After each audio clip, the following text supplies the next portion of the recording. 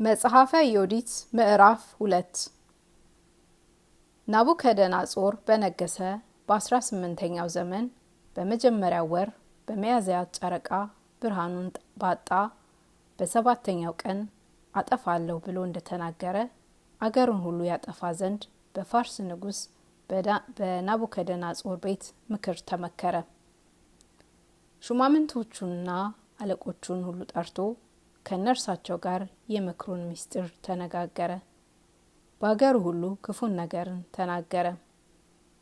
በአንደበቱ በተናገረው ነገር ያልተዘጋጁ ሰዎችን ሁሉ ያጠፋቸው ዘንድ እነርሳቸውም ምክር ጨረሱ።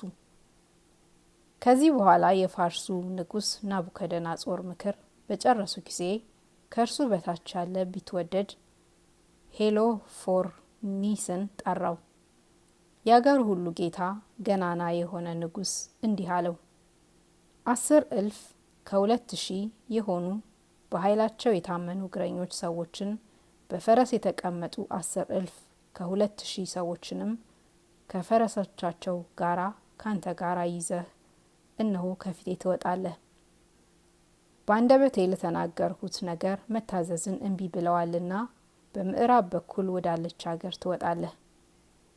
በእነሱ ተቆጥቼ እወጣለሁና ምድርንም በሰራዊቱም ብዛት አሸንፋታለሁና ገንዘባቸውንም ዘርፋቸዋለሁ፣ እበረብራቸዋለሁና ውሃውንና አገሩን ያዘጋጁልኝ ዘንድ ለነርሳቸው አዋጅ ትነግራለህ።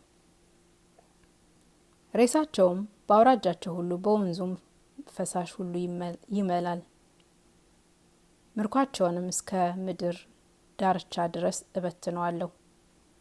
አንተ ግን ቀድመህ አውራጃውን ሁሉ ያዝልኝ። ራሳቸውን ወደ አንተ ይመልሳሉ፣ ታጠፋቸው ዘንድ በአገሩም ትበረብራቸውም ዘንድ የካዱትን ሰዎች ዓይንህ አትራራላቸውምና ተበቅዬ እስከማጠፋበት ቀን ድረስ ጠብቅልኝ። እኔ ሕያው ነኝ እንደ ተናገርኩ ይህንን በእጄ አድርግ ዘንድ መንግስቴም የጸና ነው። እንዳዘዝኩህ አድርግ እንጂ አንተም ከኔ ከጌታህ ቃል አንዲት ስንኳን የምትተው አይኑር። ይህንንም ፈጥነህ አድርግ፣ አታስቀራለው።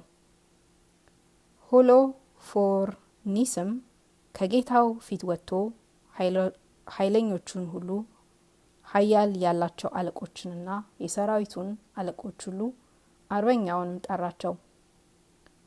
የአርበኞቹም የተመረጡት ሰዎች ጌታው እንደተናገረ ቁጥራቸው እግረኞች 10,000 ከ2,000 ፈረሰኞች 10,000 ከ2,000 ፍላጻ የያዙትም 10,000 ከ2,000 ነው። ፈጽመው ይዋጉ ዘንድ አዘዛቸው።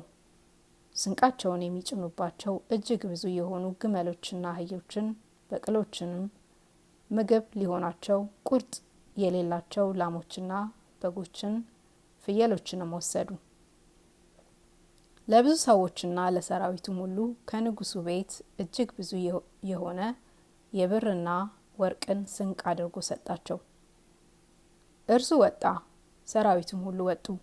ሰልፍን ያደርግ ዘንድ ፈረሶችና ሰረገሎች በተመረጡ አርበኞችም በምዕራብ አንጻር ያለ ምድርን ሁሉ ይሸፍን ዘንድ ወጥቶ ከንጉሱ አስቀድሞ ተዋጋ። ከነርሳቸው ጋር አንድ የሆኑ ብዛታቸው እንደ አንበጣ እንደ ባህር አሸዋም የሆኑ ከነርሳቸው ጋር ወጡ። ከብዛታቸውም የተነሳ ቁጥር የላቸውም። ከነነዌ ወጥተው በቄሊት ባለ ምድረ በዳ አንጻር የ3 ቀን ጎዳና ሄዱ። በቂልቅያ በላይ ባለ በግራው አንጻር ባለ ከተራራው አጠገብ ካለ ከበቄጤሊት ሄዱ። ሰራዊቱን ሁሉ ፈረሰኞችና እግረኞችን ሰረገላዎችንም ይዞ ከዚያም ወደ አውራጃዎች ሄደ። ሎድንና ፌድን ወጋቸው። የሬስለን ልጆች ሁሉ በኤሊም ግራ አንጻር ባለ ምድረ በዳ የሚኖሩ የእስማኤልንም ልጆች ማረካቸው። ኤፍራጥስንም ተሻግሮ ወደ መስጴጦሚያ ሄደ። ወደ አገር እስኪደርስ ድረስ ደርሶ 4 አገሮች ያሉ ከፍ ያሉ አምባዎችንም ሁሉ አፈረሰ። የቂልቅያን አውራጃ አገኘ፣ ጠላቱንም ሁሉ አጠፋ። በምዕራብ አንጻር በግራው በኩል እስካለ እስከ ያፌት አውራጃም ድረስ ሄደ። የምድያምን ልጆች ሁሉ ከበባቸው። ከብታቸውን ዘረፈ፣ ቤታቸውንም አቃጠለ። በስንዴ አዝመራ ጊዜ በደማስቆ ወዳለ ምድረ በዳ ወርዶ አዝመራቸውን ሁሉ አቃጠለ። መንጋቸውንና በጎቻቸውን ግን ይዘርፏቸው ዘንድ አዘዘ። አምባቸውንም አፈረሰ፣ ልጆቻቸውን ማረከ፣ ጎልማሶቻቸውን ሁሉ በጦር ገደለ። እርሱን መፍራት ተደረገች።